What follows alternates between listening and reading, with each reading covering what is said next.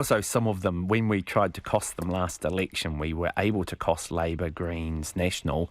We were unable to cost New Zealand First because the way Winston announces what he wants to do, you actually can't intelligently sort of work out what the cost would be. It could be anywhere from $1 million to $10 billion, depending. 7 minutes to 5, the Headhunters charity, the That Was Then, This Is Now charitable trust, has been removed from the charities register. It was supposed to be a charity that helps rehabilitate released prisoners, but the charities registration board says the trust was not doing what it claimed. It hasn't been helping reintegrate released prisoners using physical activity and education, or at least if it has, not enough. Quote, instead, the Trust's purpose is to provide benefits to the Headhunters Motorcycle Club, its members, associates and their families. And it even got permission to run a big raffle in 2013. The Trust has plans to appeal this decision. Do you wonder why it took them so long? First of all, we're going to ask Duncan Webb's opinion, but this charity's been under investigation since 2010. It seems to have taken a long time to come to this conclusion. Yeah, although being a member of the Charities Registration Board, I think it might have been quite difficult to wander up to Headhunters HQ and ask questions. I don't think I'd like to do it, to be honest. But aside from that, the whole charities thing seems to be a bit of a mess, and how charities can be formed and whether they are considered to be charities. I mean, certain private educational facilities are charities. You know, they charge people fees and things like that, and they don't seem to do any actual charitable work. Not that I can see, but they are yet charities. So, I know, and that's been argued a lot, hasn't it? What constitutes charity? Yeah. David, this does seem surprising, the delay to you, though. I think 5 years is too long. There will be some delay because when you apply to be a charity, they're judging you on your trust deed, on what you say you're about, and it's going to take some time for you to start doing stuff, and then they can judge, is this really charitable? But 5 years does seem very long, and there maybe is some proactive stuff they can do here, like just search is the address of a proposed charity, also the address of a fight club and a gang headquarters, and if so, we may want some extra scrutiny. Dr. Duncan Webb from the Christchurch law firm Lane Neve joining us on this topic. Good afternoon, Duncan. Hello, how are you, Jim? Look, they may be short-staffed, but I mean, you can actually rock on up, can't you, to the Headhunters headquarters and say, can you show us around and let us know what you're doing and give us evidence? I mean, it is a little difficult, isn't it? Because basically the question is what is the activity and whether it's charitable. And look, there are plenty of examples of organisations, some parts of what they do is not entirely admirable and other parts has something to it. And there's actually a little bit of a history in New Zealand of gangs sort of turning their minds to some socially useful things, although that might not be their core business. So you do have to say, well, look, what is this particular charity, this particular organisation doing, and does it fit within those legal definitions of what is charitable? I mean, really what sometimes happens, not just here, but in a whole lot of other instances, is people get it, they set up a charity with these good intentions, and things drift away and they start doing all sorts of other things which fall entirely outside of the charitable object. Yeah. So it's no good just being registered as a charity. You've actually got to continue to pursue the charitable objects throughout. It seems, though, that the police expressed concern to Internal Affairs about the lottery that was finally given approval, I think, in 2013. They applied a couple of times. But it's one thing to take your good time investigating a charity that, as you say, may have drifted away from its core function and that isn't a charity now. But it is another thing, isn't it, to approve a lottery given an ongoing investigation and given a worry expressed by police when the rules around you and I being able to run a lottery are pretty strict. Yeah, they are. And you're absolutely right about that. The rules around running lotteries are strict. So giving approval, it is surprising. I think one of the things to remember, though, is that there are many, many thousands of charities. And one of the things that the government did some years ago is say, well, if you want charitable status, we want to have a charities register. And the real question is getting onto that register is the hard thing. Getting pulled up and expelled from the register, if you like, is something that doesn't happen that often. So that's the difficulty, isn't it? Of all of those thousands of charities, knowing which ones to locate, which ones to scrutinise, and it's really only on a reporting basis that these things come to light. And sometimes they come to light because other parts of government, like the police or the Ministry of Health or Social Development, are giving government funds to these charities, and then it comes under scrutiny and they realise that what's being done is not within the charitable object. There should be a better, I know this is such a cliche to say, but there should be a better system in place, shouldn't there? I mean, more regular scrutiny, and given that. Yeah, well, I mean, one of the things that charities, to remain on the charities register, have to do is to be audited. And quite arguably, any audit of a charitable entity should have, as part of that audit, whether or not they are continuing to act within their charitable purposes. Yeah. So that's probably one of the checks that is already there and could be enhanced and focused on. All right, thank you. Dr. Duncan Webb on the panel. Tony, this story popped up yesterday, seeing as you're on, though. The Christchurch couple told they can't use part of their property because the Canterbury Earthquake Recovery Authority might need access to it. Pete and Marion Neal in South Shore, their property backs onto a section that was red zoned. They own the long driveway that gave access to that property, and they say they should be able to make use of that driveway land because now it leads to nothing. And the Crown position is, no, we need access. And Mr. Neal says that doesn't make sense. He wants to use it for his chickens. What do you reckon? Well, to be fair, I mean, they should just buy it off him, shouldn't they? Make a compulsory purchase order if they need access, and it's the only way they can get down to that land. Otherwise, why not just drive across the vacant sections next door? I mean, really, it's all empty. Come on. It just seems stupid. Does it seem overly fastidious to you, David? He pays rates on the land. He seems to be saying he's happy if they want access to it later on when they'll need access. Yeah, I think it does sound a bit like sort of bureaucracy flexing its muscles there rather than being a bit pragmatic about a solution. Perhaps there isn't another easy way to access the land, but considering it appears to all be demolished, you would think it would be fairly easy to do an alternate route. Right. So the position of both of you is, in the meantime, in the interim, he can keep his chickens on, although Sarah won't agree with you, he can keep his chickens on the driveway. That's what you're saying. Well, he could probably be charitable himself, couldn't he? But, hey, what are you going to do? He owns it. You need room for chickens, Tony. That's true. Tony Doe's been on the panel, and David Farrer, thank you both for your company today. Thank you. And thank you, everybody, for listening. We are back tomorrow, and Checkpoint with John Campbell is coming up. We'll let you hear a bit more of the theme for a change.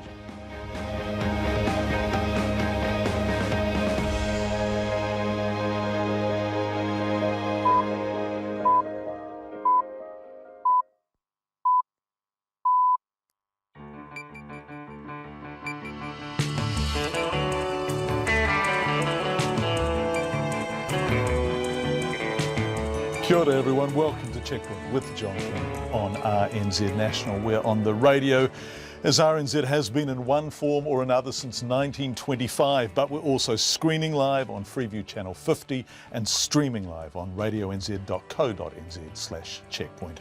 However you're doing so, thank you for joining us. Tonight, 40 years after a 13-year-old was murdered, are police getting close to finding her killer? Fonterra, milk prices and the fall from $8.40. Andrew Little on the TPP and why Phil Goff is allowed to support it. Gerald Hope on yet more speculation about what happened to Ben and Olivia, and was there tennis match fixing in Auckland? But first, here's Katrina Batten with RNZ News. Kia ora, good evening.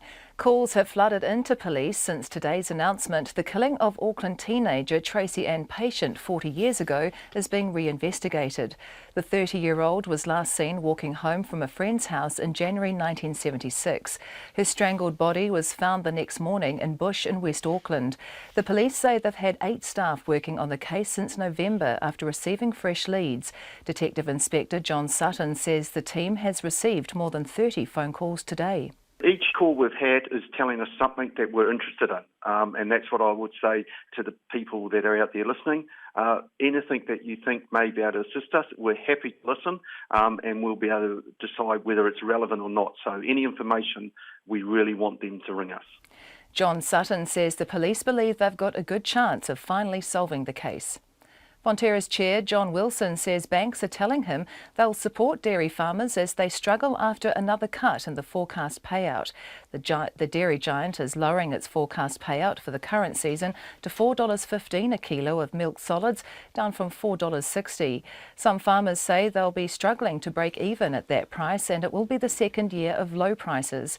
Mr Wilson says Fonterra is hearing from banks that they understand the long-term future for dairy is strong, and this is a unique set of circumstances.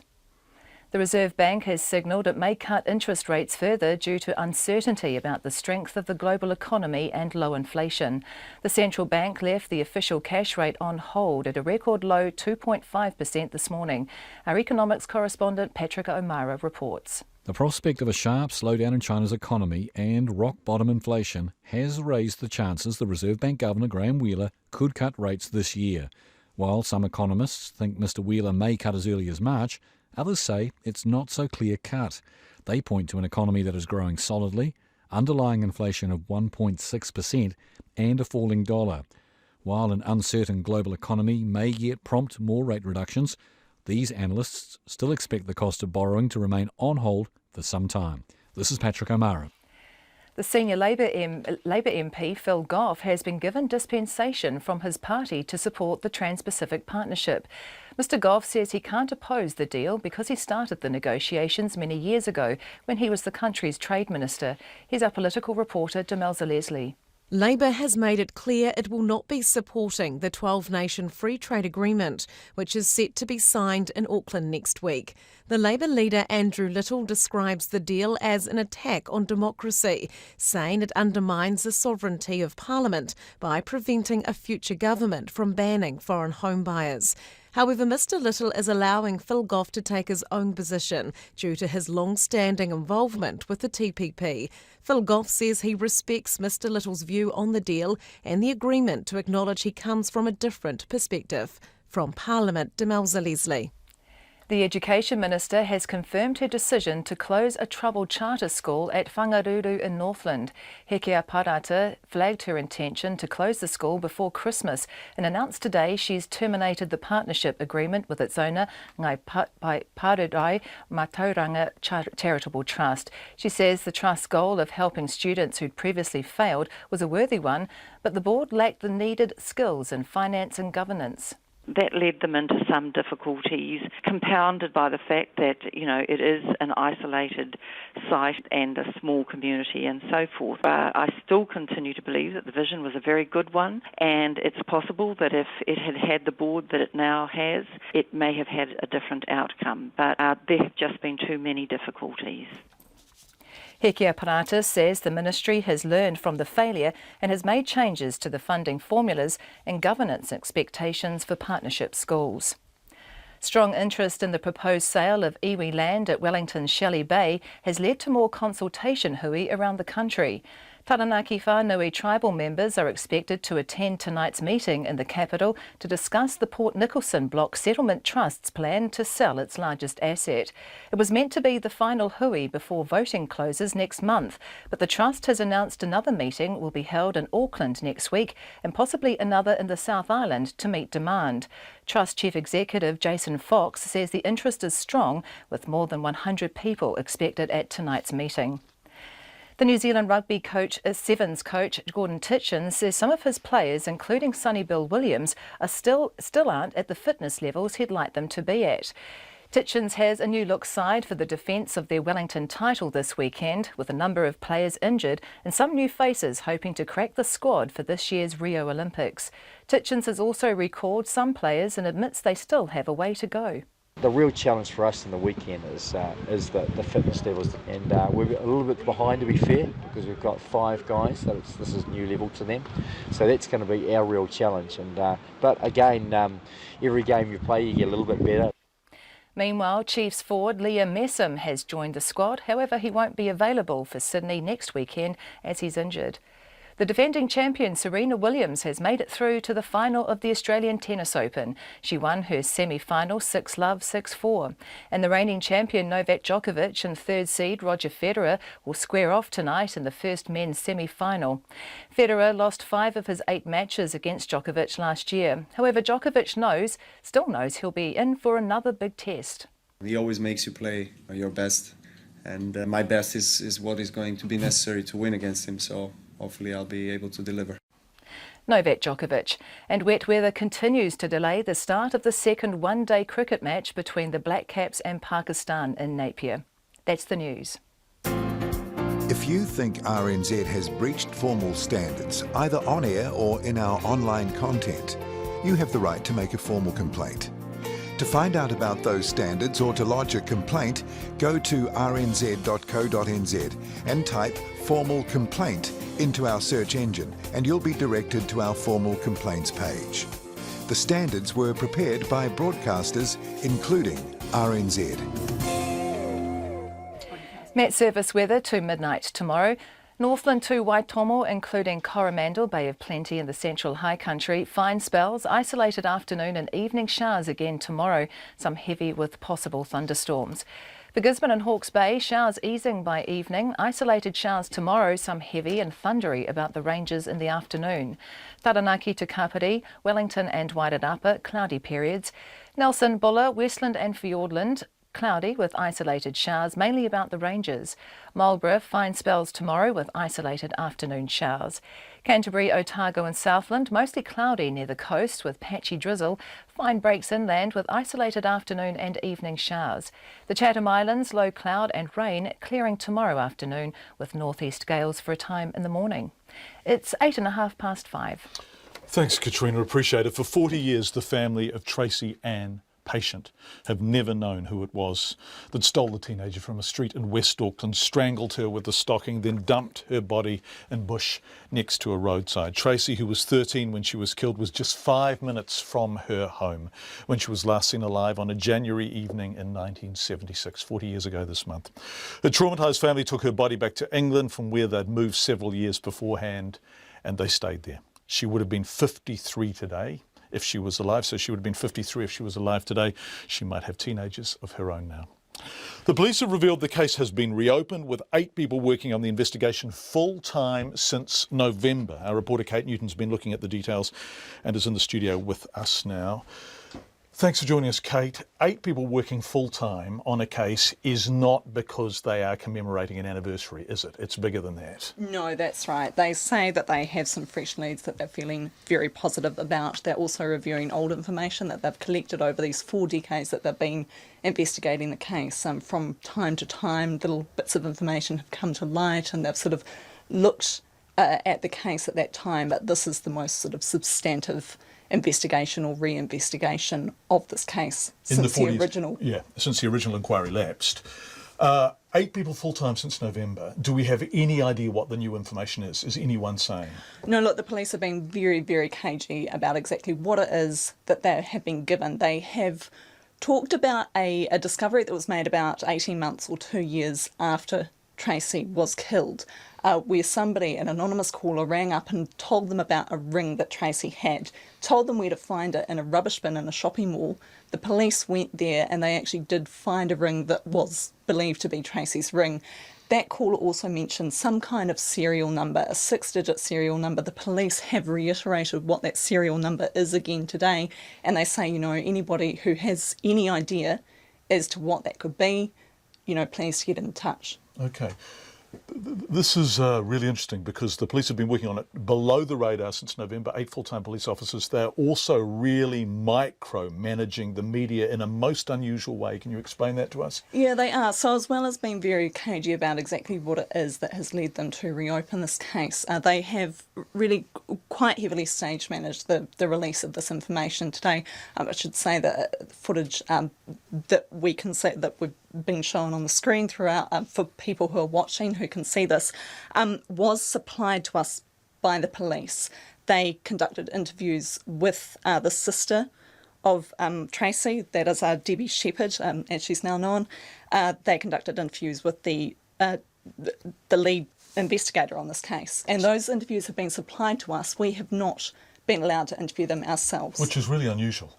And Tracy's sister has previously spoken to the media, so it's not as if she doesn't talk to the media, but in this instance, the police have done it on her behalf.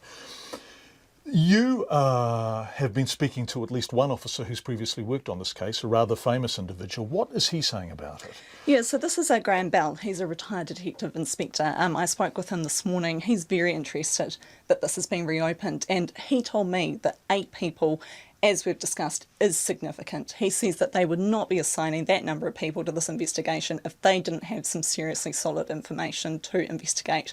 So he's really pleased. Obviously, he said that this is, the word he used to describe how he feels about this is that it's rankled with him. You know, at times he's woken up during the night thinking about this over the years. Thank you so much, Kate Newton-Tracy, Ann Patient, who was murdered as she walked home aged 13, 40 years ago. Obviously, anyone who knows anything is urged to contact the police. 12 minutes past 5 on Checkpoint. In March 2014, the Financial Times had an article headlined "White Gold Turns New Zealand into the Saudi Arabia of Milk." It was reflective of the hype of the time. Milk had peaked at $8.40. The industry was booming. People really were using the phrase white gold.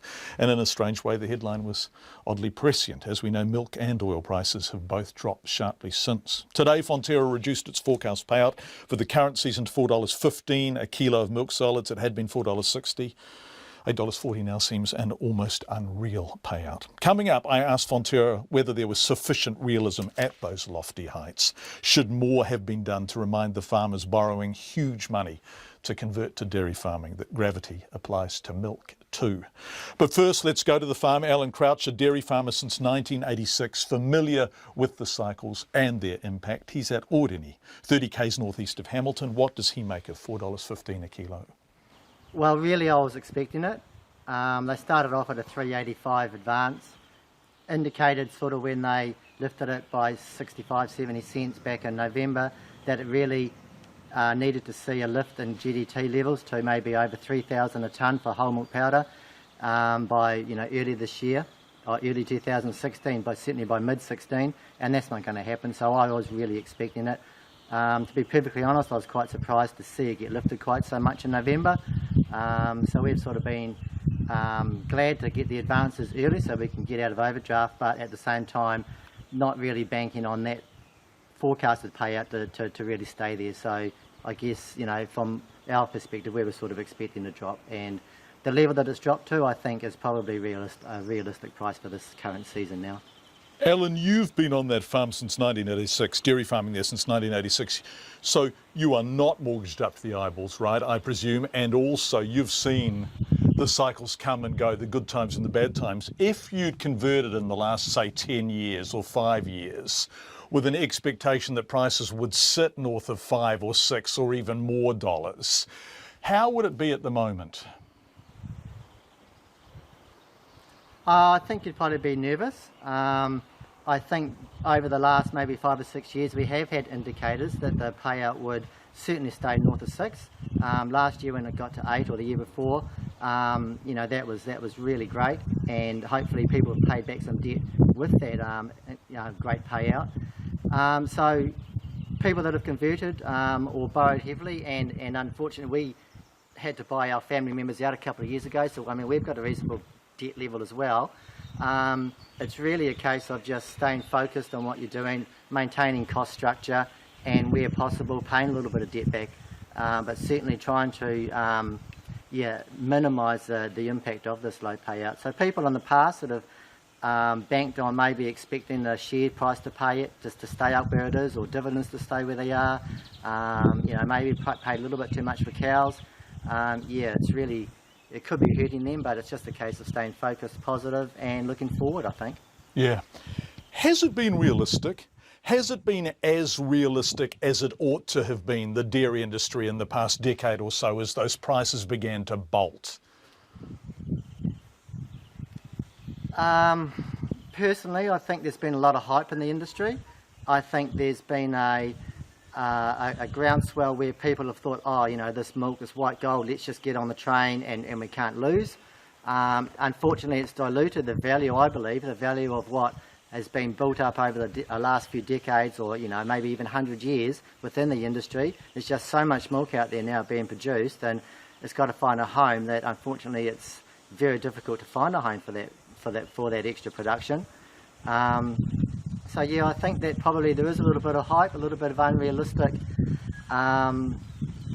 hopes from people in the last decade or so, and maybe it is a bit of a reality check now, but that's not a bad thing. I mean, getting people back into the fundamentals of why they enjoy the farming life, why they enjoy dairying. It's not all about the profit at the end of the day. It's about the lifestyle. It's about working with livestock. It's being outside, the camaraderie with other farmers. It's a lot of other things than just the money. Alan Crouch, dairy farmer, joining us via live view from the farm at Oreni in the Waikato. Let's turn to Fonterra now. Lucas Paravicini is the company's CFO, and I asked him what he and Fonterra make of $4.15 a kilo. Well, John, this is a very tough situation for our farmers.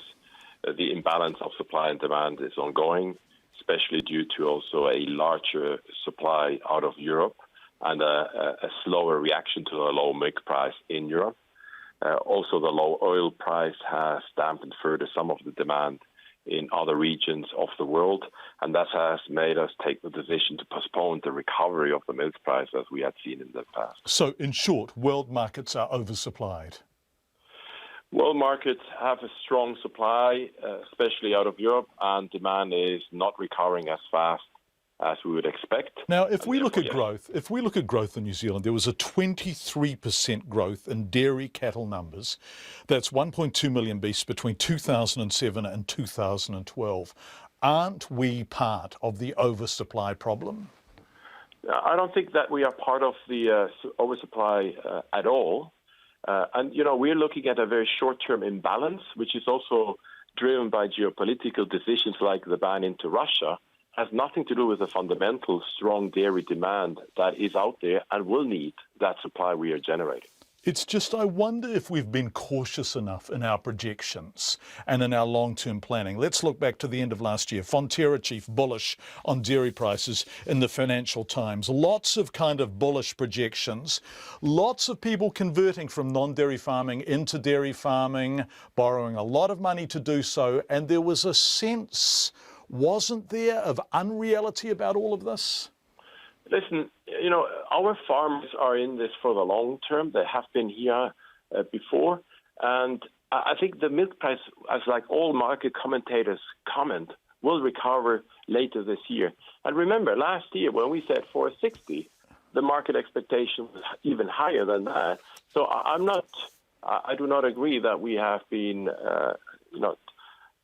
overly bullish in terms of milk price at all. So you say at the end of this year, because at the end of last year, Teo Spearing was projecting that it would recover at the beginning of this year. So is there a delay in the recovery? Well, that's what we try to highlight here, that there is nothing wrong with the fundamentals. It is this short-term imbalance, which will take time to sort out. And remember, this is a forecast. We do take all the estimates, all the information we have, and we'll give our best estimate. And it is an estimate. And we are, even at this stage, at $4.15, it is an estimate, and we caution our farmers constantly that they have to take that into account. Were you issuing those cautions when it was $8 and thereabouts, when people were talking about white gold, when people were converting like their lives depended on it? Were Fonterra issuing those cautions then? We did constantly mention that, there is a cycle in the dairy industry. And I think, honestly, at $8.40, everybody enjoyed the milk price. It was a very good milk price, but it was also seen that this would not be prevailing forever. Nobody could foresee the fall so deep after that. And trust me, we all would like to have a more stable milk price rather than this huge volatility. So, are some people doing it so tough you are worried about their survival? And I guess we're talking about more recent conversions and people who borrowed a lot of money to do so. This condition, John, you're absolutely right, is very, very tough. And really, our work is focused on building on our strengths and help the farmers through this situation. And our good performance this year, as we have commented in November, our reduction in working capital will allow us to come to our farmers and help them through this cash flow tightness in the next few months. is Paravicini, CFO of Fonterra. 21 minutes past 5 on Checkpoint. Coming up, match-fixing suspicions over the former Heineken Open in Auckland. In fact, Carl Budges is joining us in the studio now. Welcome. Oh, yeah, Richard, sorry, Richard. Yes, sorry.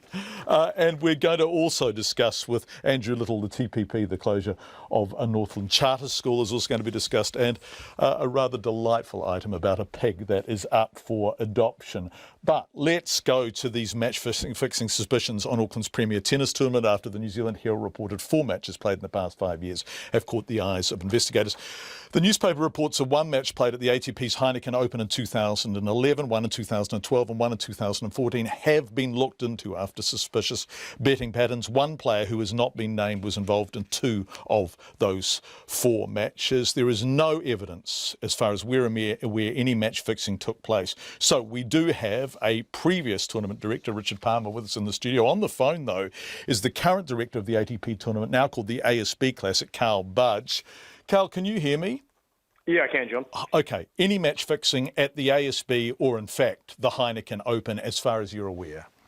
Yeah, look, we've got absolutely no evidence to suggest that there's even suspicion of any match fixing taking place at the ASB Classic or Heineken Open. Okay, Carl, I just want to clarify this. So evidence of match fixing is one thing. You have no evidence of even any suspicion of match fixing? Correct. Have you been briefed by anyone from the ATP? Has anyone called you about this and said, look, there's a couple of matches we're a bit worried about, a couple of players we're a bit worried about, anything? Nothing at all. Okay, so where's this come from? Yeah, look, it's news to a lot of us. Obviously, BuzzFeed have done this report on where they've monitored betting patterns.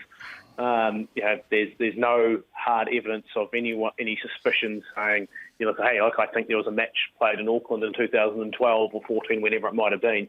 It's looking at betting patterns, and it just so happens that those betting patterns, there was some of the 50 matches that they looked at, 4 of them were here, according to this BuzzFeed report, and according then to NZME, that's looked at the BuzzFeed report and made their own analysis.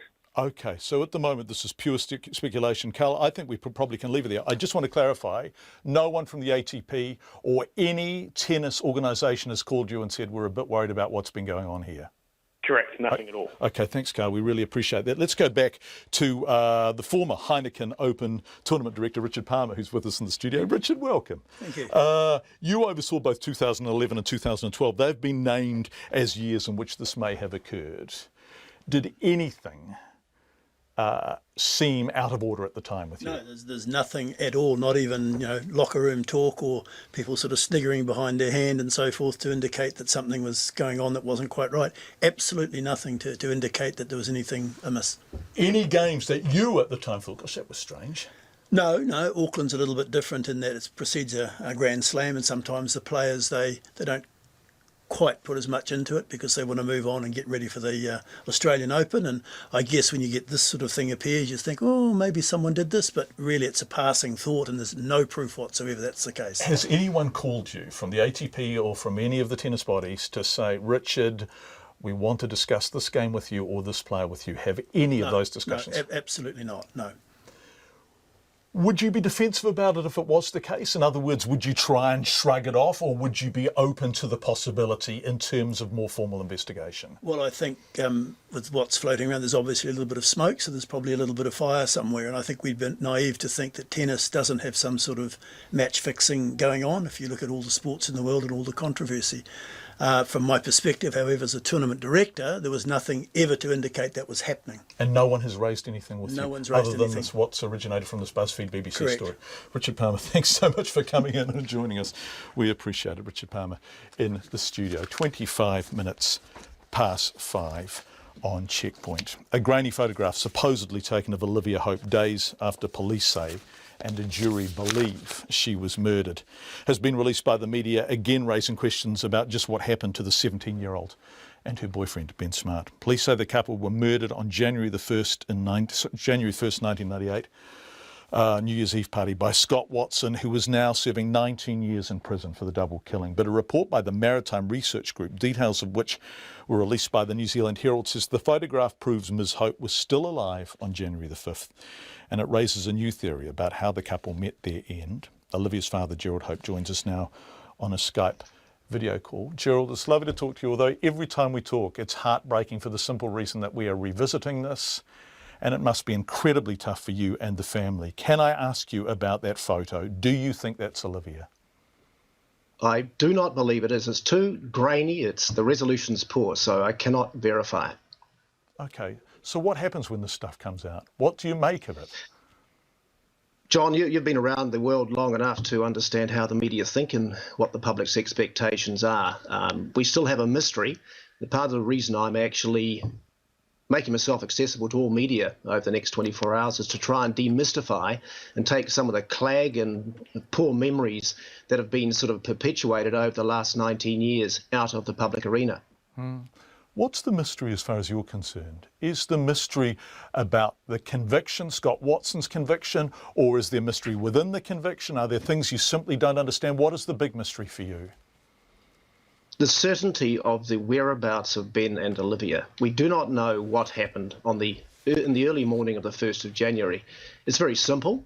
If we had conclusive, evidence at the time of the trial, which was conclusive, there would have been no problem today, and Watson's conviction would have been safe and beyond doubt.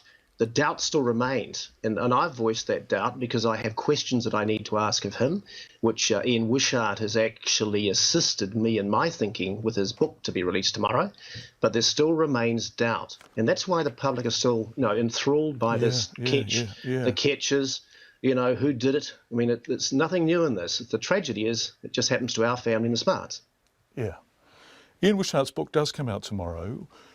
You say he's assisted you. What does the book say? In other words, does it clarify any of the mystery for you? Is it a radical new thesis or simply an expansion on what we currently know?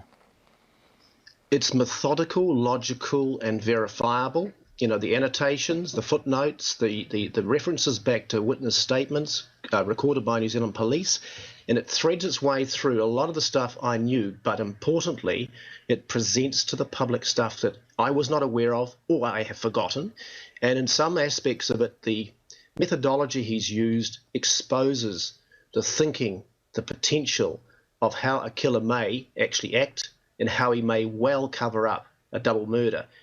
The conclusions I haven't reached because I've only had the book 24 hours and I'm very slow at reading this one. It's a hard one to read because it does open old wounds. But Ian, I think, will present tomorrow the conclusions, and I think that's the discussion the media need to have and the public of New Zealand need to be informed about. Gerald, we have to be careful here because whilst on the surface people still want to treat it like a whodunit, Scott Watson has been convicted and found guilty. In fact, he went all the way to the Privy Council and the guilt stands. There are lots of people who think he didn't do it, but this is your daughter that we are talking about. And I guess the big issue for everyone is, are you satisfied that the guilty verdict against Scott Watson was appropriate?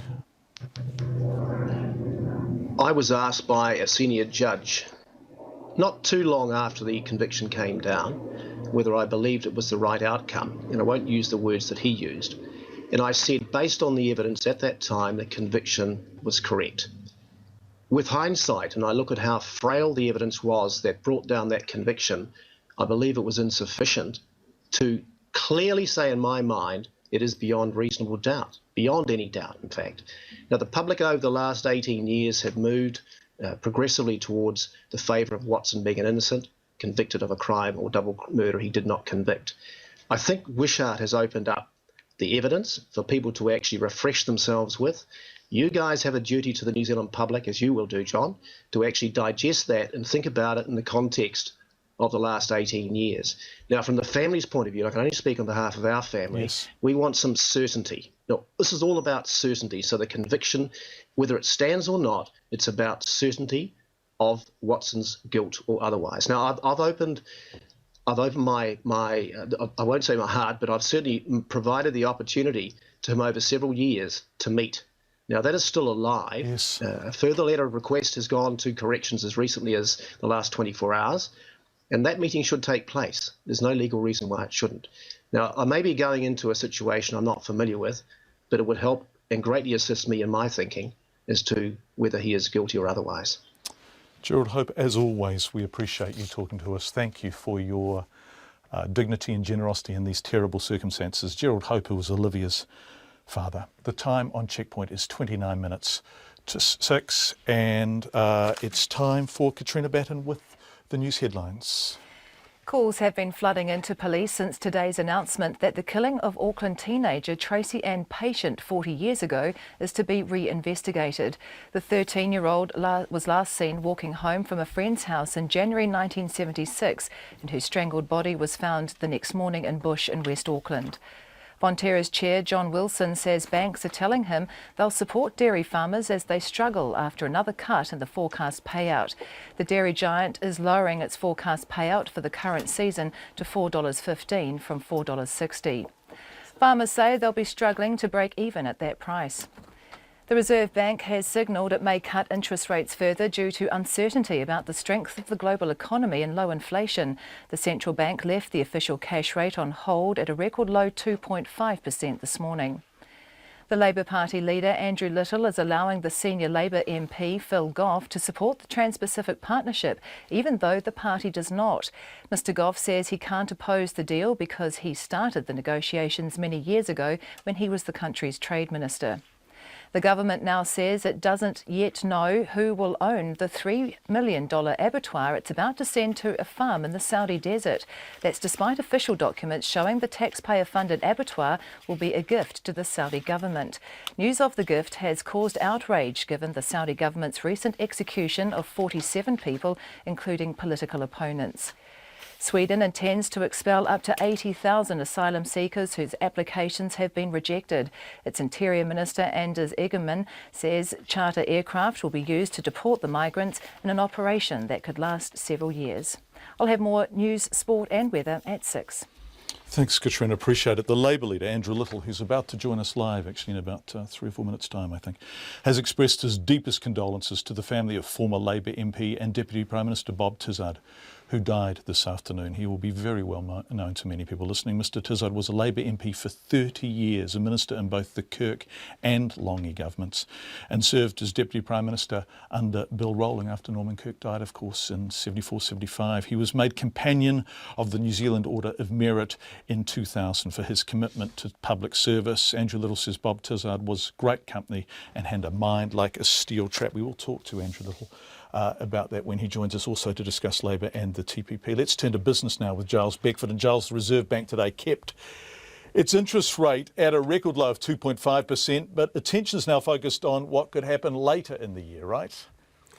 Exactly. The Reserve Bank, as expected, held the cash rate, but it has opened the door to a potential rate cut later on in the year.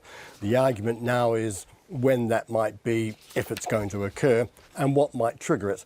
And it seems the consensus is generally that the uncertain global outlook, all the financial turmoil that we've had, the worries about China's growth, and indeed some of the knocks we've taken at home, such as, say, Fonterra's cut in their forecast. That forecast that Fonterra made today knocks roughly $1 billion hole in the economy. There's one of those risks that can occur just like that. That's obviously going to dampen local demand. So Graham Wheeler is saying essentially there's enough out there on the horizon to keep us worried. We need to be prepared, and the way we might actually counter it is by cutting rates. If we're going to do it, we don't know when. We're just going to watch and wait. Now, the economists are divided. There's the camp that says now a rate cut is almost certain, and there's the camp that says they can afford to hold on, but they've left themselves wiggle room to be able to do it if you want. As always, all the economists in the world, you still don't reach a conclusion. No, that's right. Boy, this is a precarious and delicate balancing act for Graham Wheeler, isn't it? He's got to balance. On the one hand, we're in an economy that's growing around 2.5%. All the indicators we had going into Christmas and into New Year are that this is an economy that's quite perky. We've got a lot of pep. We've got a spring in our heels, and from that point of view, we're not doing too badly. On the other hand, of course, we're saying, well, China's our biggest market, and that's a considerable worry if they have a hard landing. Financial market turmoil, well, who's to know? I mean, that can happen in a short time, like billions, trillions in the value of companies and currencies. And from that point of view, a central bank has to be ready. It's got to be on its guard. Yeah. I think my gut feel is that they probably would like to hold. One of the things that they've said in the past is they like to have the potential. They like to keep their powder dry. And I think Graham Wheeler wants to keep his powder dry. If he can hold off not having to cut rates and let inflation take its course, in due course it will rise and will get back towards his target zone, I think he'd be happy. But he's got to be ready, and he needs to signal to the economy and to financial markets that they're ready to go if needs be. Giles, after all of this today, Graham Wheeler not moving, Fonterra moving down quite dramatically. What did the share market and the dollar do? Well, the share market, we found a few more of those points that we lost at the beginning of the week for you. 8 points we've added to the top 50 today, John, so you'll be happy there. The Kiwi dollar, that took the hits because on the prospect that there might be lower interest rates, investors are more inclined to move to sell the Kiwi dollar. It fell about 0.5 cent. It's currently around 64.2 US cents. So we would expect that brittleness will probably continue for some time. Giles Beckford, our business editor. Thanks, Giles. Good to talk to you as always. 23 minutes to 6. Turning now to the Trans-Pacific Partnership and reports of a split in the Labour Party over its stance in the controversial trade deal due to be formally signed next week. Labour leader Andrew Little said today that while the party won't support the TTT in its current form, senior MP and Auckland mayoral hopeful, of course now Phil Goff, can back it. Goff says as former Trade Minister he started negotiations for the TPP and he supports opening markets for exporters. I'm respectful of Labor's position on it. I have, on record, taken a somewhat different position. So that's Phil Goff. Let's go to Andrew Little, who I think is joining us from our parliamentary studio. Thank you so much for joining us. Good evening. This is a shambles, isn't it? No, I mean, it's been pretty clear. Phil Goff's view has been pretty clear, and I totally understand it. He's a former Trade Minister. Did you try and talk him round? Did you try, for the sake of the Labour Party, did you try and say, Phil, buy into our position on this? Well, the caucus had a good discussion about it this week. We've had other discussions before, and we've had, you look at the free trade aspects of the TPP, and of course, your urge is to want to go for that because we're a free trade party, and it's not just the work of Phil Goff and Mike Moore before him, but people like Joe Walding and Warren Freer. We've had 80 years of promoting absolutely. And championing Helen the cause Clark of free regards trade. the free trade agreement with China as one of the triumphs of her prime ministerialship. So why are the costs of the TPP greater than what Phil Goff sees as its merits? Well, we should get a couple of there's comments that people are making that aren't true. It is not true that if you are pro-free trade, you automatically have to support the TPPA. Actually, what you need to do is understand what's in the TPPA. Equally, if you're anti-TPPA, it doesn't automatically mean that you're anti-free trade. So Phil Goff says the merits of the free trade that will be achieved are greater than the costs. What do you see as overwhelmingly negative about the TPP, meaning you're not going to buy into it? There are provisions. The two specific things I can point to. One is the thing that would now, the part that would now prevent New Zealand's Parliament from passing a law that would restrict land sales to non-resident foreigners. And Labour's policy is to do that and to say to non-resident foreigners, if you want a house here, you build a new house. Are we able to pass that law under the FTA with China? Yes. Okay. Here's the other thing, John, too, that there are other countries party to the TPPA that carve themselves out an exception to that. So they can. So Australia, Malaysia, Singapore and 3 other countries can all do that. We didn't. So we are now constrained. And even if the others didn't, the idea that we would enter an agreement that prevents our Parliament from passing a law that the politicians of the day, whoever they are, think is in the best interests of New Zealand, that's wrong. And the other thing that's in it is the number of times there is a provision under different chapters of the TPPA that say that before New Zealand considers passing a law or change to laws in particular areas, labour law is one of them, environmental laws, they have to open up the submission process to people who don't even live here and to corporates who don't even live here and treat them as if they were citizens of New Zealand.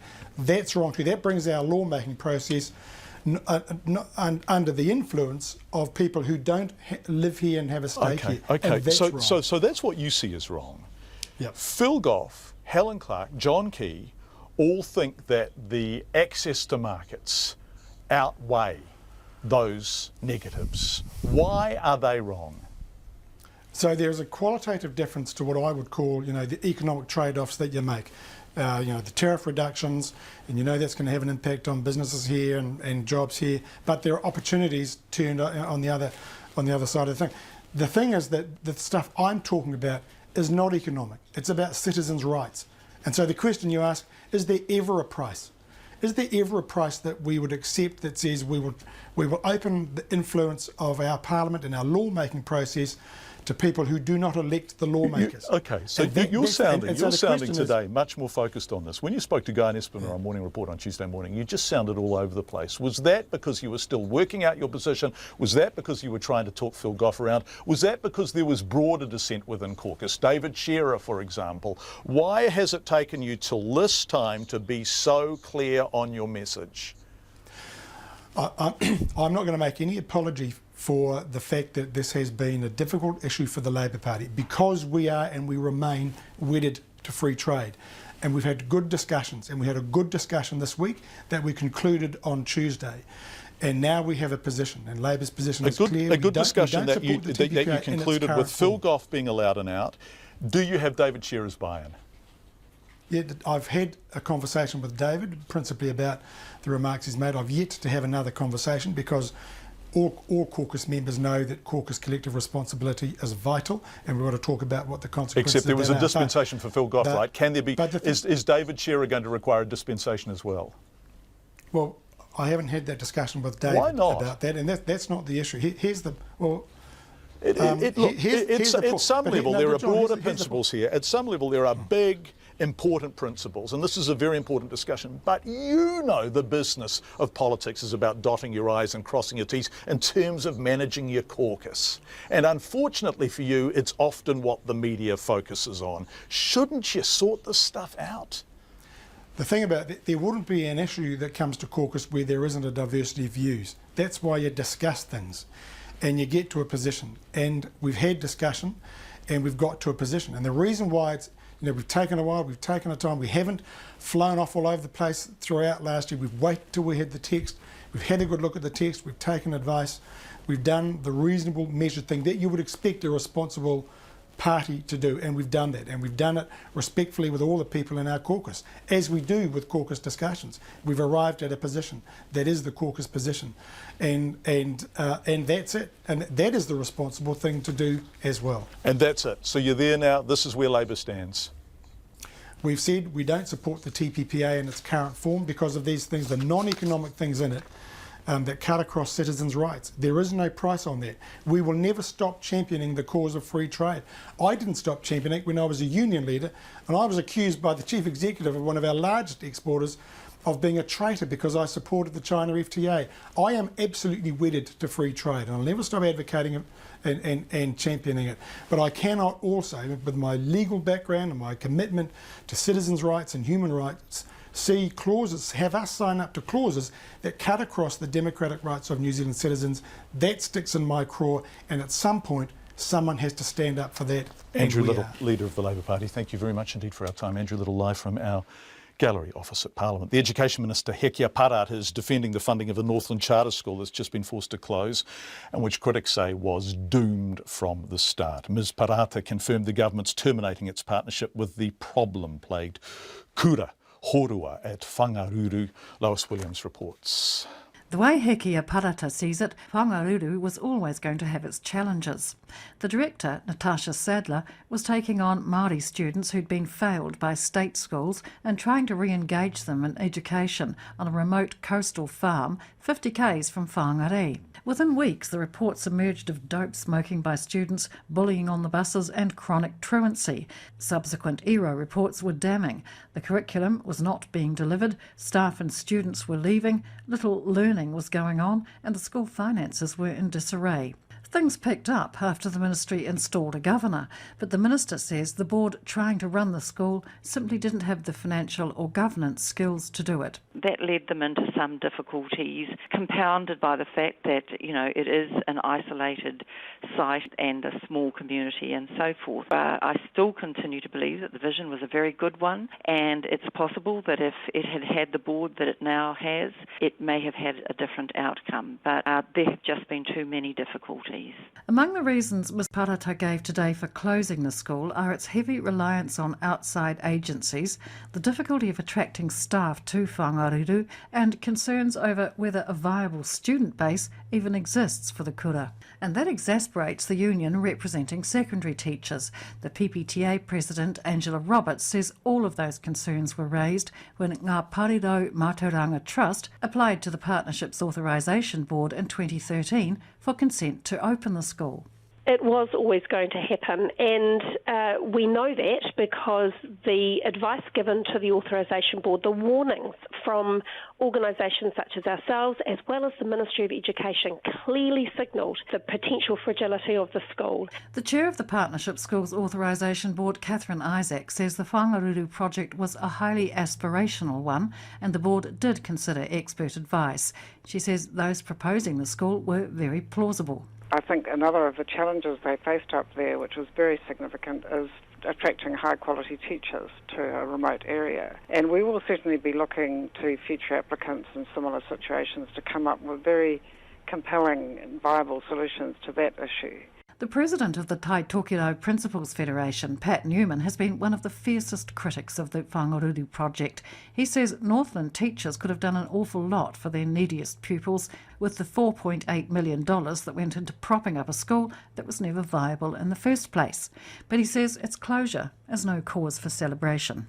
I feel quite sad because it's $4.8 million for an experiment that everyone said from even before it was started it wouldn't work. And it's $4.8 million worth of money that could have been used to help those students that's wasted. Hekia Parata says of the 39 students on the roll at Whangaruru, 5 have moved on over the break, and the ministry is working with the remaining 34 and their whānau to find other options for their education. And now the closure's official, the ministry will begin negotiations with the trust over the coastal farm it purchased for the school and which it now owns. At the time of purchase, it was worth $800,000. For Checkpoint, Lois Williams. Lois Williams, we've been trying to get in touch with Ngā Parirau Mātauranga, the trust that runs the school, but representatives have not been returning our call. ACT Party leader David Seymour is the Parliamentary Undersecretary of the Ministry of Education and a passionate proponent of charter schools. I think that's no secret. He joins us now from our Wellington studio. David, thank you for joining us on the programme. Thank you for having me. What do you make of all of this? Look, it's a very, very sad piece of news. This is one thing that I agree with Pat Newman about, that the school has not performed as we had hoped when it was nowhere initially near. proposed. Would it be fair to say nowhere near? I think that's fair to say, and we've been pretty open about the fact that the audits that have been done have revealed some pretty serious misconduct, and that's why, sadly, the school must close. But it is also important to recognise that we have taken action. We have not said, as we might have, that we will keep sticking it out and keep the school alive at all costs. That's, you're certainly saying that now, and certainly that's the case today, but hold on, over $5 million has been spent on the school over 2 years, right? So you could say that till now this has been a thoroughly expensive disaster that has cost the taxpayer and the children. Well, I think what you have to actually put in context here is that you have a group of kids in an area where some people haven't even been enrolled in a school before, and we wanted to do something new and give them an opportunity. And one of the outcomes of this is that some kids who hadn't actually been enrolled in compulsory education before are now at least being reintegrated into other educational programs, sadly not at this school. Okay, Catherine Delahunty, I want to quote her because she said it is particularly concerning that Hekia Parata chose to open Whangaruru in the first place as the Ministry of Education had raised concerns that it was not ready. Now, this was a triumph of ideology, wasn't it, over common sense? Well, if Catherine Delahunty ever makes it to the government benches and becomes a minister... Don't shoot the messenger. Don't address the point. Was it ready and should it have been open? John, I'm sorry for speaking in longer sentences, but I was getting to the point, which is this. If she gets there, what she'll discover is that there is always conflicting advice. There are the officials, sometimes multiple different agencies giving advice, and then there is the people, such as the minister, who are elected to represent the people of New Zealand. And ultimately, the advice of officials is there, but it's the decision of the minister where the policy actually goes. Okay, what happens now? What happens now to these children?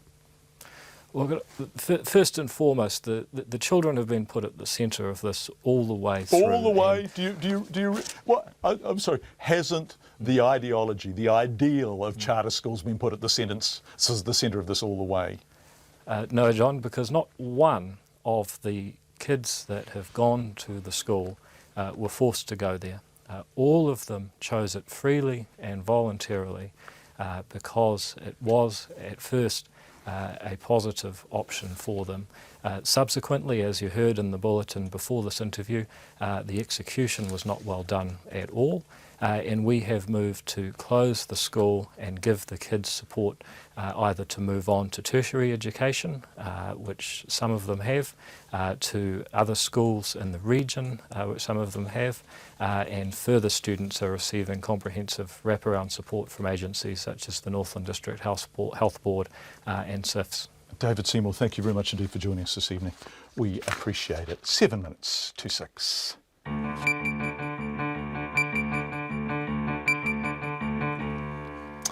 Let's turn to the Zika virus now. 4 people returning from overseas travel have tested positive in New York State for the Zika virus, the mosquito-borne virus linked to birth defects in Latin America, while researchers plan to deploy a modified male mosquito that could render females infertile. Here's Mana Raby from Reuters to explain. Health officials in New York State say 4 people returning from travel abroad have tested positive for the Zika virus. That's the mosquito-borne virus linked to tragic birth defects among thousands of newborns in Latin America.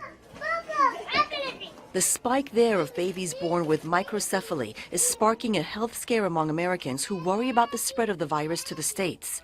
There's been no report of Zika transmission in the continental U.S., but a woman who fell ill with the virus in Brazil later gave birth to a brain-damaged baby in Hawaii. Now some scientists plan to take the fight to the kind of mosquito that uniquely carries this virus. UK-based Oxitec hopes to deploy a genetically modified strain of the male mosquito to mate with its wild female counterpart. CEO Hayden Perry spoke with Reuters via Skype. Now, a female mosquito can produce up to 500 eggs in her lifetime, so that's 500 more mosquitoes coming into the world. But if she mates with one of ours, she will produce no viable offspring. The company says trials showed the modified mosquito slash the number of wild larvae by 80%. Still, with no cure for microcephaly, the U.S. Center for Disease Control and Prevention is warning pregnant women to avoid travel to certain countries affected by the virus. U.S. researchers are also urging the World Health Organization to heed the lesson of the Ebola epidemic last year and to act quickly against the outbreak. Let's change subject entirely. Head off to Wellington, where Terry the Piglet is fast becoming a Facebook sensation. Carolyn Press McKenzie from Hoo-Ha, that's Helping You Helping Animals, is the current owner of Terry, a Captain Cook pig.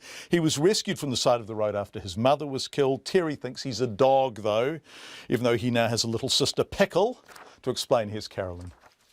Right this very minute, I've just pulled over to a park so that I can bottle feed this little piglet.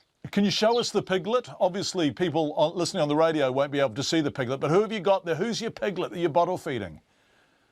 Can you see? Here we go. Whoopsie daisy, this is little Pickle.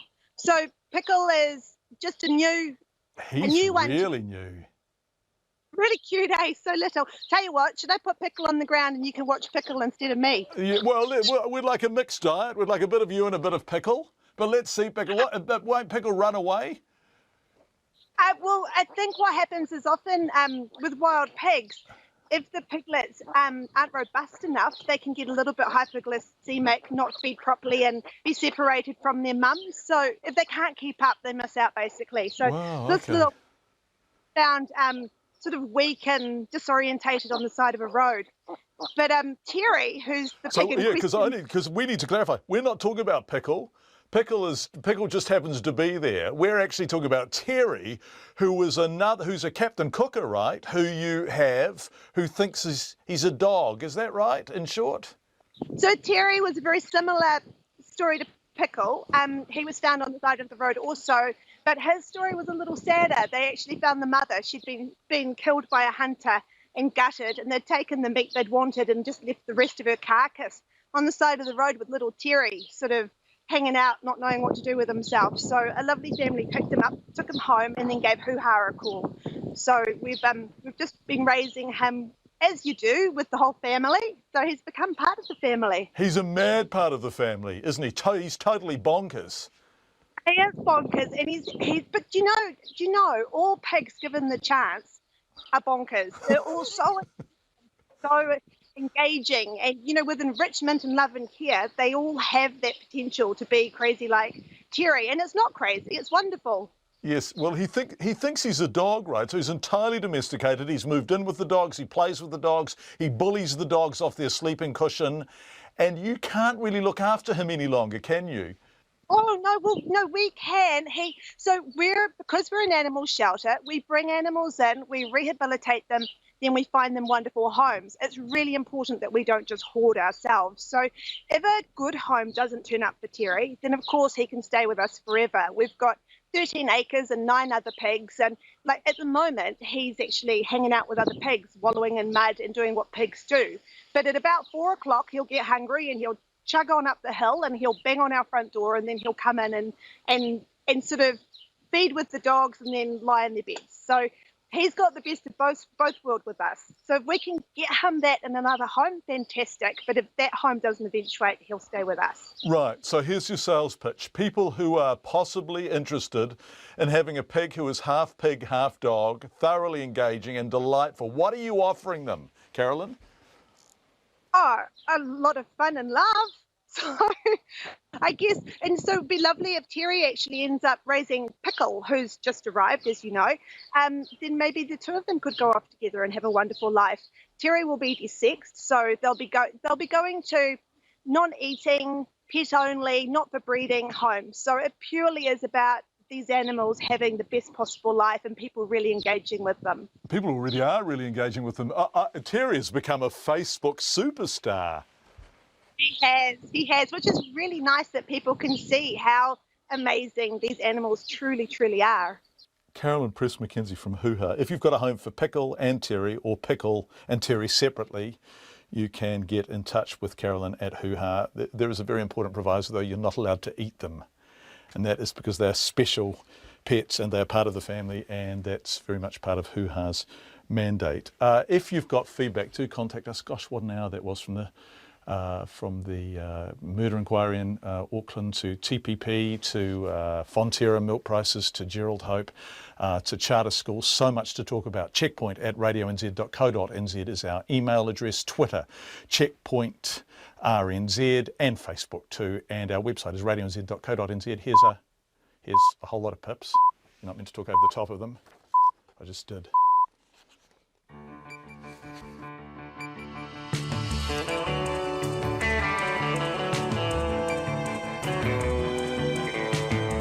Kia ora everyone, you're on Checkpoint with John Campbell on RNZ National on the radio, as always, but we're screening live on Freeview Channel 50. Good reception, people are telling us tonight. Thank you, and streaming live on the RNZ website. However you're doing so, thank you for joining us. Tonight, the fallout following Fonterra's lowered dairy forecast payout, road tolls or selling the family's silver. How will Auckland pay for its share of the city rail link? And the bell ringers of Christchurch's quake-damaged cathedral hatch a plan to bring the glorious sound of the bells back to the city. But first, here's the news with Katrina Batten. Ngā mihi nui, good evening.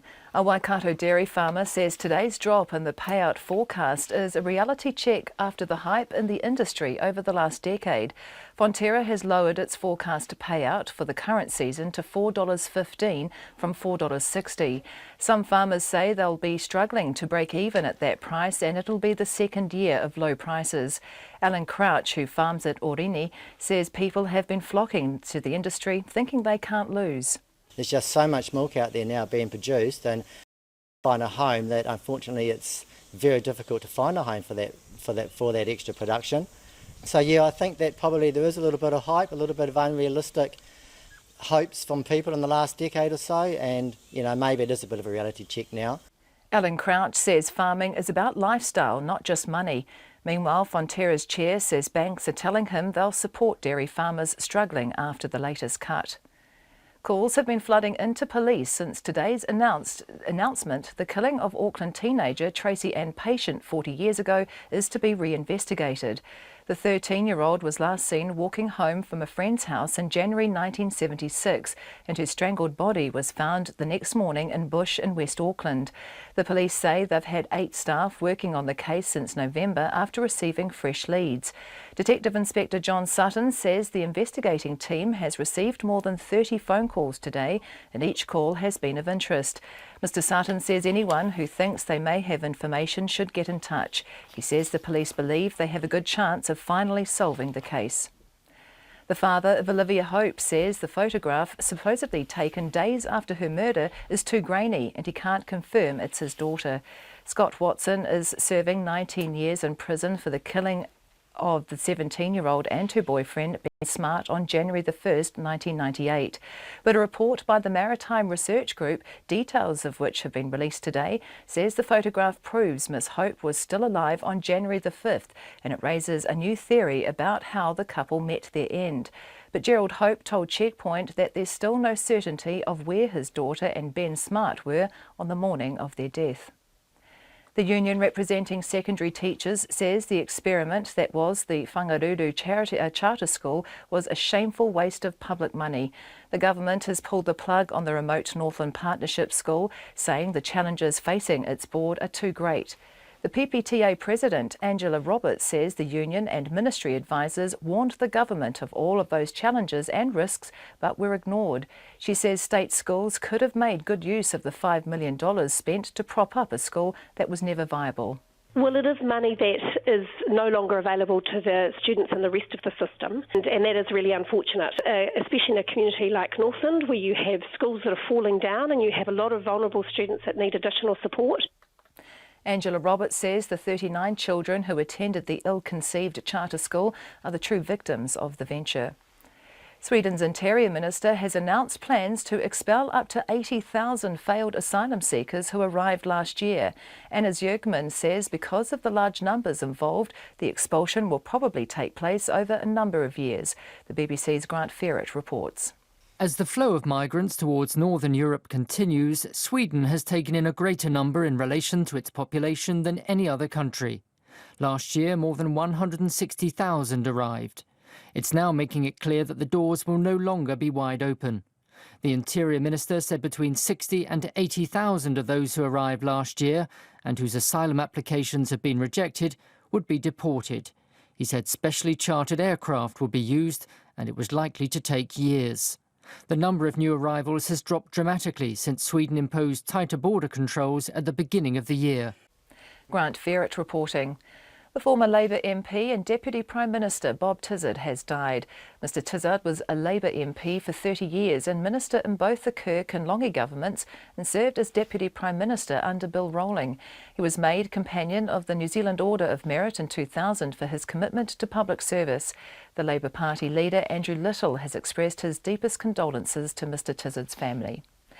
In sport, the ASB Tennis Classic tournament director Carl Budge says there's no evidence to suggest match fixing took place at his tournaments. Last week, a joint investigation by the BBC and BuzzFeed revealed a group of players that have been suspected of match fixing by the Tennis Integrity Unit over the past decade. Earlier today, NZME reported at least 4 matches played in New Zealand's premier tennis tournament between 2011 and 2014 were suspected of match fixing. However, Carl Budge told Checkpoint he hasn't had any suggestion from the ATP that matches in New Zealand are now under investigation. The defending women's champion Serena Williams has cantered into the final of the Australian Tennis Open after a 6-love, 6-4 win over the 4th seed Agnieszka Radwanska.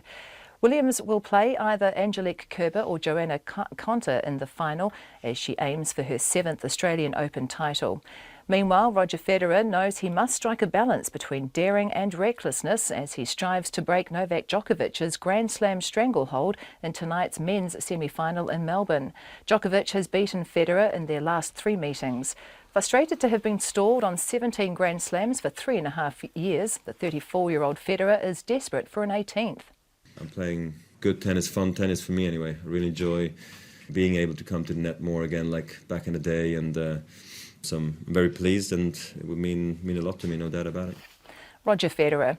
The Sydney Roosters management are weighing up what disciplinary action to take against Mitchell Pearce following the release of a lewd alcohol-fuelled Australia Day video. Pearce has already been stood down by his National Rugby League club after he was filmed simulating a lewd act with a dog. The 26-year-old halfback has also been stripped of the club co-captaincy title and fined $50,000 Australian dollars. And there's still no action at McLean Park in Napier for the second one-day cricket match between the Black Caps and Pakistan due to rain. That's the news.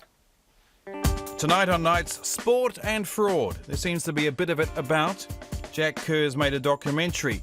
It might put you off watching it for life. That'll go nicely with a window on the world of Simon Cox, the man who broke the story on tennis match fixing.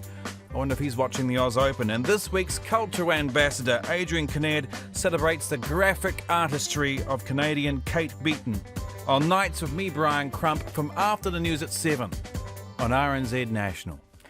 The Met Service weather to midnight tomorrow, Northland to Waitomo, including Coromandel Bay of Plenty in the central high country. Fine spells, isolated afternoon and evening showers again tomorrow. Some heavy with possible thunderstorms. Gisborne and Hawke's Bay, showers easing by evening. Isolated showers tomorrow, some heavy and thundery about the ranges in the afternoon. Taranaki to Kapiti, Wellington and Wairarapa, cloudy periods. Nelson, Buller, Westland and Fiordland, cloudy with isolated showers mainly about the ranges. Marlborough, fine spells tomorrow with isolated afternoon showers. Canterbury, Otago and Southland, mostly cloudy near the coast with patchy drizzle. Fine breaks inland with isolated afternoon and evening showers, and the Chatham Islands, low cloud and rain, clearing tomorrow afternoon with northeast gales for a time in the morning. It's 6:08. Thank you very much indeed, Katrina. Thank you very much, John. Have a nice evening, you.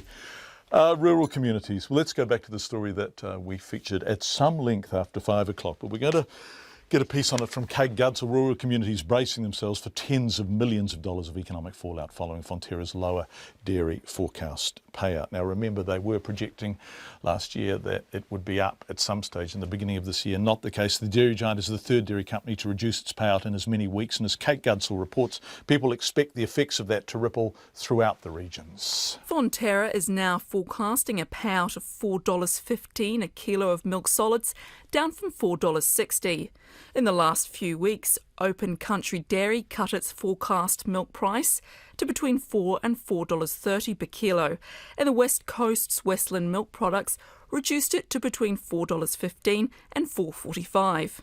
The Buller District Mayor, Gary Howard, says that means another round of belt tightening, which will affect everybody outside the farm gate. It certainly affects the retail industry and the service industry and what's actually happening in the districts, and particularly the rural sectors of New Zealand. But the Buller District, for a small population of under 10,000, it's a $50 million change since 2013. 2 years ago, Fonterra announced a record payout of $8.50 a kilo of milk solids for the 2013-14 season. Now farmers are having to contemplate cutting costs for a possible third season. Don Fraser, a former rural banker and now farm advisor who arranges leases for dairy farmers, says that will be a shock. Most farmers can't seem to get much under that $3 farm running costs, so you've got $3 gone before you start. Average debt's about $30 a kilo, and if you put that at 6%, that's another $1.80. So we're $4.80, and we haven't got a feed for the family or a car, so it's pretty tough. Southland farmer John O'Bavin is a share milker at Tussock Creek, just outside of Invercargill. He says it's the second consecutive season of low payouts, and for share milkers, it's almost like working for nothing. He says the effect has flowed through to the community. 3-4 years of $4 payouts, that'll hurt everyone. For instance, I just had a guy here doing a quote for concrete, and he's dropped his staffing numbers from 15 down to 4 in the last year, just due to the low payout. You're just starting to see there's a flow-on effect into the towns now. The Northland Rural Support Trust Coordinator, Julie Yonker, says the real effect is likely to be felt in the next year or so. The downward trend of the payout certainly is going to have an on-flow effect to the towns and to the spending ability of farmers and also contractors, which are going to be affected by this. Matthew Zonderop milks 200 cows near Matamata and Waikato. He says the lower forecast means many will be on a knife edge when it comes to breaking even, and that he knows of people who are thinking of leaving the industry. Fonterra blames the lower price on falling oil prices, a slow recovery of dairy imports into China, and the Russian ban on European Union dairy imports. But Mr. Zonderop doesn't buy that line. This has to be a drive now for Fonterra to really seriously consider making changes to their production on how they can actually really now do value add. And the farmers have been saying this for a number of years to Fonterra, is that it's time we look at value add, and we've missed that boat now, and we're going to pay the price. Fonterra's chairman, John Wilson, says the cooperative knows things will be difficult on the farms. We're hearing from the banks that they also understand that the long-term future is very strong for dairy, and this is a unique set of circumstances. So I'd expect that farmers are doing everything they can to adapt their farming systems, and we're seeing that, which is why milk production is down. And I'm sure farmers will continue to be as efficient as they possibly can. John Wilson says Fonterra has been investing over the last few years to improve its product mix and to add value to its products. He expects supply and demand to balance out over the coming months, but there will be ongoing volatility. For Checkpoint, Kate Gutsall. Thank you, Kate. 12 minutes past 6 on Checkpoint. Auckland's crucial city rail link may be picking up speed, but who's going to drive New Zealand's largest transport project? The government has confirmed it will cover about half the $2.5 billion project, allowing an earlier start to major tunnelling. For those of you who don't know, it goes underground from Britomart and it connects with the Mount Eden railway station up on the Western Line, above the city really, although it's south of the city, it's up the hill. Asset sales and road tolls are options being raised for the Auckland Council to fully fund the remainder. Our reporter Muriel Baker spoke to three main contenders for the mayoral chains in Auckland's local body elections later this year. Labour MP and would-be Mayor Phil Goff says he hates the idea of road tolls, but reluctantly, he says, it makes sense when stacked up against some of the other options the Auckland Council can consider. It's the best of the worst. I don't think you can do it out of rates, because you would have to raise rates by such a high level that would have a crippling effect on people. And he's not keen on the sale of major assets like the council's stake in Auckland International Airport, Ports of Auckland, car parking buildings, housing and its waterfront development. Why would you sell something that has produced the sort of returns to Auckland, such as the Auckland Airport shares that we have? So there are things that you can eliminate that ought not to be done. That brings you back to the hard question of some form of road charging. Another candidate, businesswoman Vic Crone, is steering clear of tolls. I think Len Brown and Phil Goff have been quite quick to suggest a congestion charge. I don't think we can expect ratepayers to keep footing the bill. So the first priority must be to cut council waste, to control our spending, to make sure we're delivering the core council services. Just going straight to ratepayers is not the right thing to do. The consultant and mayoral contender Mark Thomas thinks the council needs to look hard at its spending too. He's also open to the possibility of selling assets that the council doesn't need. I think it's actually outrageous that it's taken us 5 years of Auckland Council to even start to look at our balance sheet. And whenever you start looking at your planning, you always look at what you own. So let's have an honest look at what we own, whether we're best to continue to own it, and if we were to look at selling down our ownership, what we could get in terms of transport, which is a key issue for Auckland. The council and government negotiators will meet soon to work out who pays for what and how. For Checkpoint, Muriel Baker. So, They're the mayoral candidates, talking to Muriel. What would Aucklanders themselves prefer? Natasha Frost went to Dominion Road to ask. Would you rather pay tolls to use roads in Auckland or have the council sell off its assets? I'd rather you paid tolls, thank you very much. We've sold off enough assets and we won't want to make any more opportunities for Keys mates. Tolls, I suppose. Yeah, why is that? Well, I don't use the roads much. Pay tolls, definitely. Tolls. Pay tolls. Oh, sell their assets. Pay tolls, definitely, but neither really. Pay tolls, yeah, definitely. Why is that? I just think that's a more equitable way of doing it, yeah, and we don't want to lose the recreational spots that we have, yeah, they're precious. Would you rather pay tolls to use roads in Auckland or have the council sell off its assets? The council sell off its assets. Pay tolls. Why is that? Because I don't believe in asset sales. Why? Because I'm a lefty. Pay tolls. Why is that? It's more user pays. Pay tolls. Why? Because it's important to keep your parks and things. Look at the housing now, everything's so cramped, and if you had no parks or anywhere to go, what would you do? Sell off the assets. They've got no place owning assets. All they need to do is collect their rubbish and provide the water. That's all they're there for.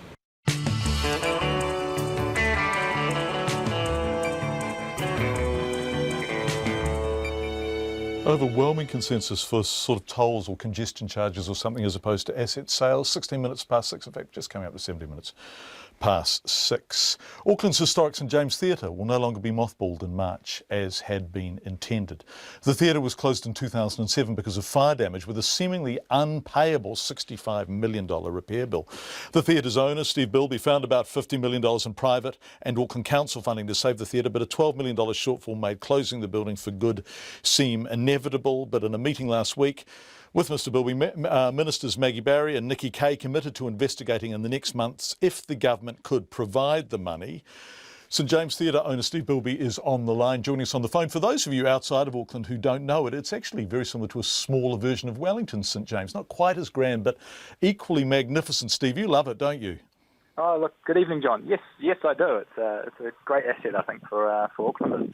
And it's been working. I saw Courtney Barnett there late last year. It was just fantastic. It's so good to be back in there again.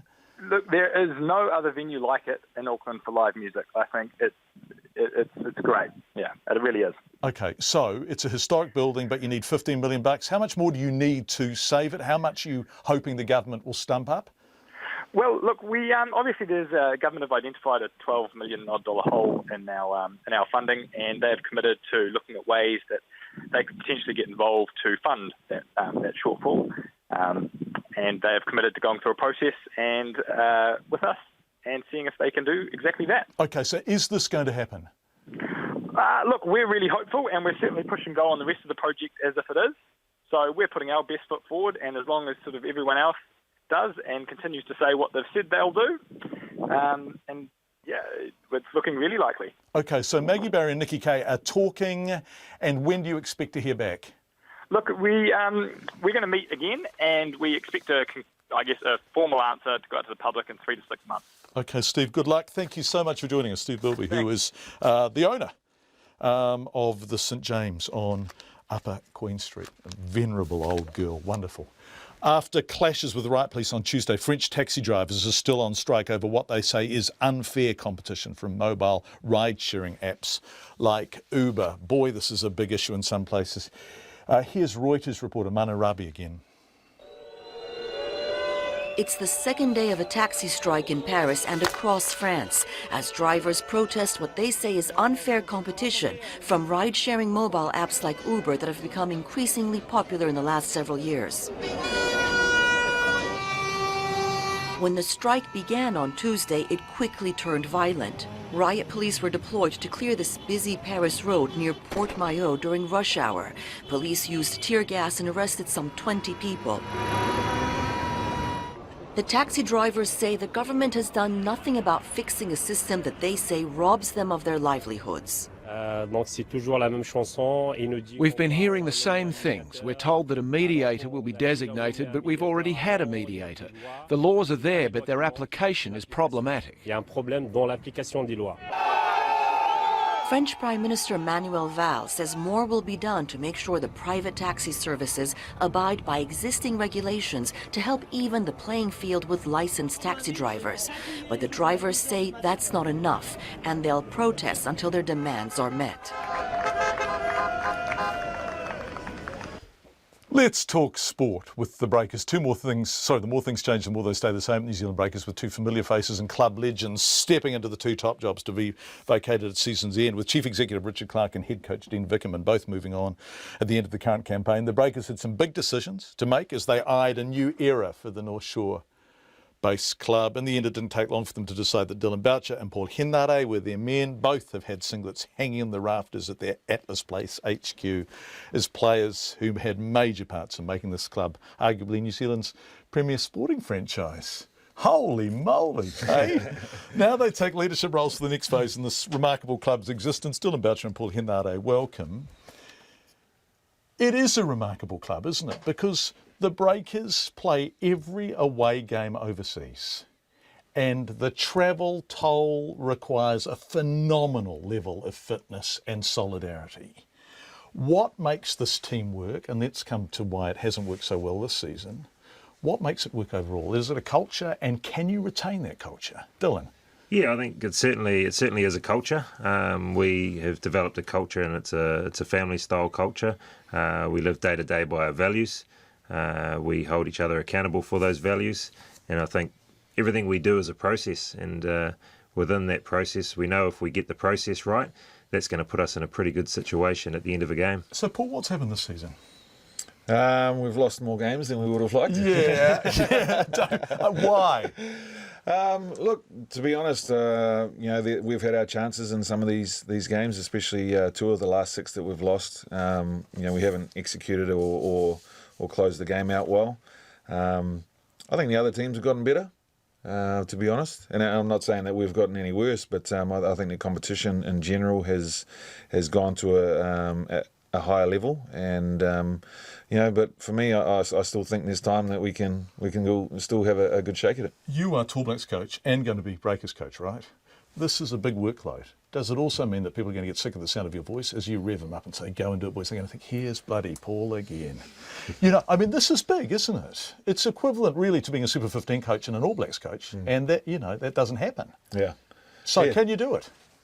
Yeah, if I didn't think I could do it, I wouldn't have put my name in the hat for the job. For me, I think they're 2 very different roles. There are some similarities. They're 2 different cultures and environments. There is a lot of crossover with Breakers players and Tall Blacks players, but to me, I see it as a strength and an advantage. And to be honest, it's not like I'm coaching 2 different seasons and long-term seasons. That the Tall Blacks it's a very short season, too short, painfully short. Really. Painfully short, yeah. We'd like it to be a long one this year if we get to Rio, but I don't think there's going to be that sort of problem where guys are sick of hearing from me. Well, I hope not anyway. Yeah. Dylan, you succeed Richard Clark, who presided over the club since its inception, 4 titles in that time. They're big shoes to step into, aren't they? You've got big feet, you can fill big shoes, but seriously, they are, aren't they? Yeah, and certainly, I guess I do have big feet and I won't fit his shoes, so I certainly am not coming in to try and be Richard Clark. I'm coming in to be Dylan Boucher, and obviously I want to put my own spin on the club, and I think he's done a fantastic job, and every day I'm learning things that he's done, and trying to succeed him is always going to be the hard part. And right now, all I'm trying to do is learn before he goes and then take it from there. It's been a bit of a whirlwind, really, hasn't it? This is high speed since you quit as a player, since you retired as a player. Very high speed. It certainly has come around a lot quicker than I anticipated. When I stepped into the commercial role, I anticipated it being there for quite a while. But you've got a genuine sparkle in your eyes, haven't you? I love it. I love this club. We both do. We Paulie and I are both... Well, you've given your adult lives to it. We have. We have, and we do literally eat, sleep and breathe Sky City Breakers basketball. So for us, this is just an opportunity that we've been waiting for. I think the rest of the country's at a disadvantage because lots of people outside of Auckland won't have seen you play. And if they haven't seen you play in person, they won't have had the experience of the culture, the atmosphere at the games, the way people get behind you, your connection with your fans. How do you maintain that season after season, year after year, game after game? Because it's pretty special, isn't it? Yeah, I think part of it is taking care of our own and our own. Our supporters and our season members and our sponsors and the whole family is very important to the Breakers, and each part of whatever they bring to the club is very important, whether it be a fan, a coach, a player, or someone in the office. Everyone plays their part in all of this. I've absolutely seen that. Mm-hmm. Dylan, do you start from scratch? What do you retain? Well, obviously you retain core values, you retain precisely the stuff Paul was talking about, but what are you going to do that's new? Yeah, I don't think we start from scratch at all. I think we build what we've got. I think right now we've got like you say, we've won 4 championships in the last 5 years. So what we're doing actually works. Yes, we're in a little bit of a slump right now, but everyone forgets, just a month ago, we were nearly at top of the table and we were beating teams on a regular basis. So this team we've got now is still capable of winning a championship. So there's still some very vital ingredients in this team that we want to keep and we want to keep around. So it's just a matter of building on what we've got and making a few tweaks here and there. And I truly believe that this team will be successful. Thank you both for joining us. Good luck. Thanks, John. Appreciate it. Dylan Boucher and Paul Henare. Good luck too for the Tall Blacks as well. Boy, nice to see you both. Thank you.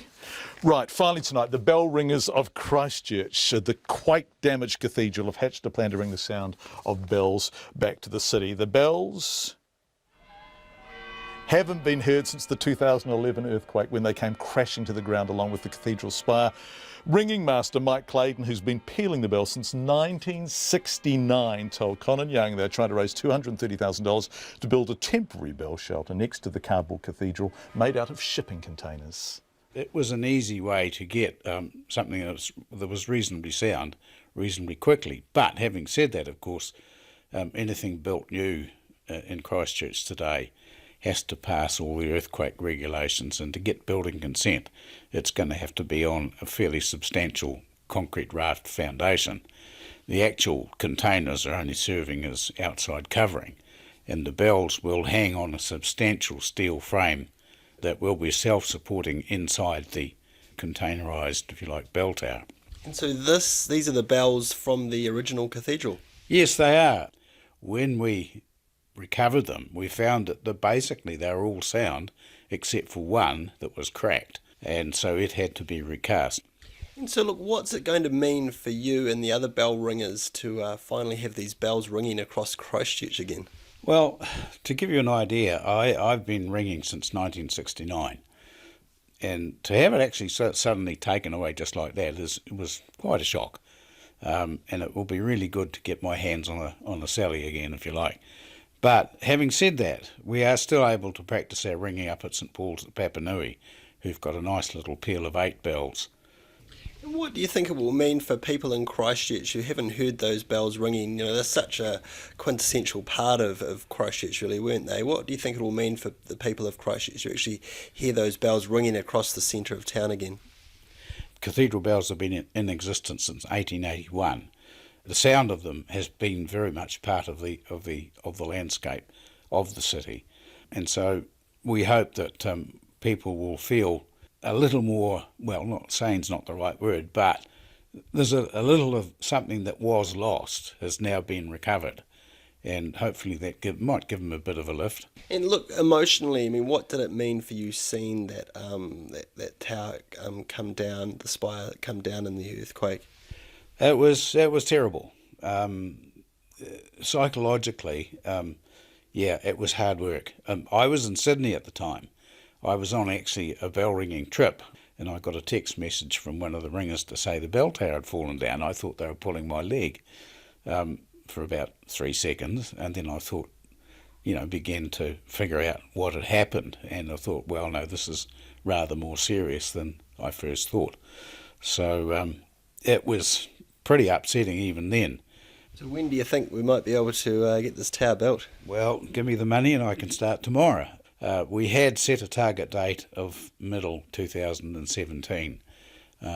Whether that happens or not, of course, depends on how quickly the funds come in. That is Colin Young ending Checkpoint for this evening. Thank you, everybody, for listening. It's great to have your company. We will be back on RNZ at 5 tomorrow night. You're listening to RNZ National, where it's 6:30.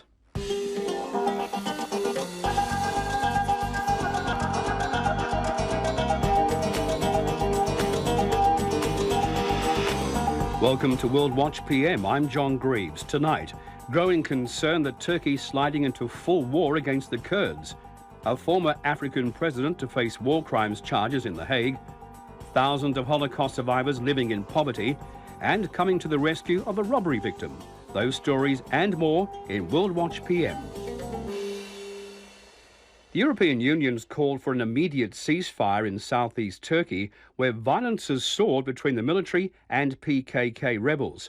Hundreds of people have died and thousands more have been displaced since a ceasefire broke down last July. The PKK has been fighting for autonomy for Turkey's Kurdish minority for decades. Mark Lowen has our report. The battle for control of southeast Turkey. A NATO member and EU candidate plunged into violence with Kurdish rebels, the PKK, fighting for autonomy.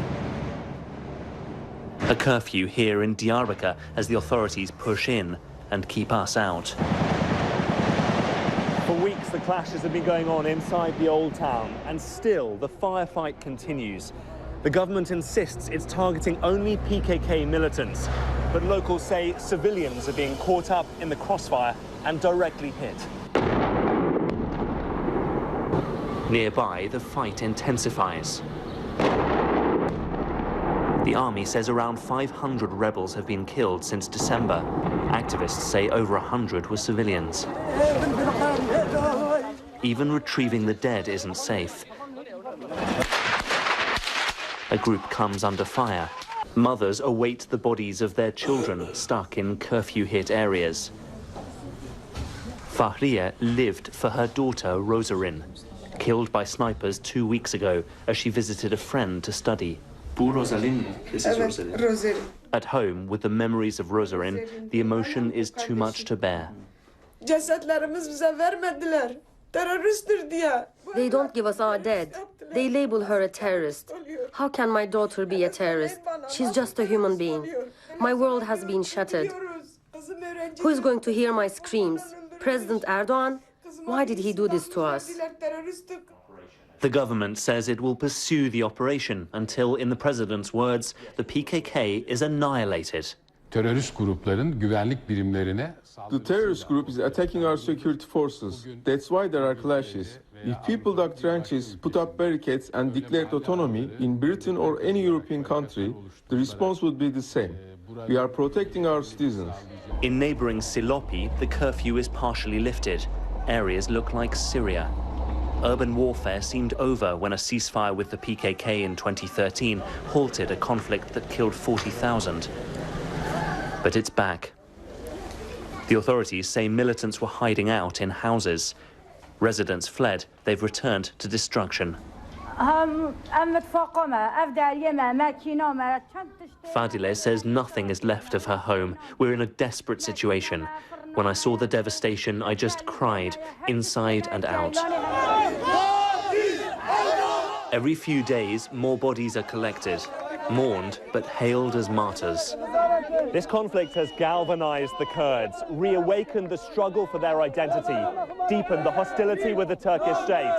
And once it's all over, the question will remain, how will both sides live together once again when the wounds run so deep? With neither side pulling back, Turkey is sliding into chaos. This region doesn't need another war, but it's looking dangerously close. The BBC's Mark Lowen. Latest intelligence suggests North Korea may be preparing for another missile launch. Washington says satellite images show a lot of activity at a launch site. Meanwhile, China and the US have agreed that a new United Nations resolution against Pyongyang is needed following its claim that it had successfully tested a hydrogen bomb earlier this month. Top American and Chinese diplomats met for several hours in Beijing to discuss the situation, as CNN's Elise Labbott reports. Calling Kim Jong-un's latest nuclear test reckless and dangerous, John Kerry told Chinese leaders it can't be business as usual, and it's time to step up. The United States believes very strongly that China has a particular ability because of its special role in its connections to North Korea, an ability to be able to help us significantly to resolve this challenge. Kerry wants North Korea's largest benefactor to finally put the squeeze on the unpredictable and erratic leader and support tough UN sanctions. After close to 5 hours of talks, the tension was evident. With all due respect, more significant and impactful sanctions were put in place against Iran, which did not have a nuclear weapon, than against North Korea, which does. China said it was willing to play ball at the UN. There should not be any doubt about it, and no one should question China on this. But a visibly frustrated Chinese foreign minister made clear that North Korea's neighbor and closest ally is still reluctant to push too hard. The new resolution should not provoke new tension in the situation, still less destabilize the Korean Peninsula. China arguing sanctions have failed to curb the nuclear ambitions of 3 generations of North Korean leaders, and that what Kim Jong-un really wants is to sit down with the U.S. Sanctions are not an end in themselves. The key is to really resolve the issue.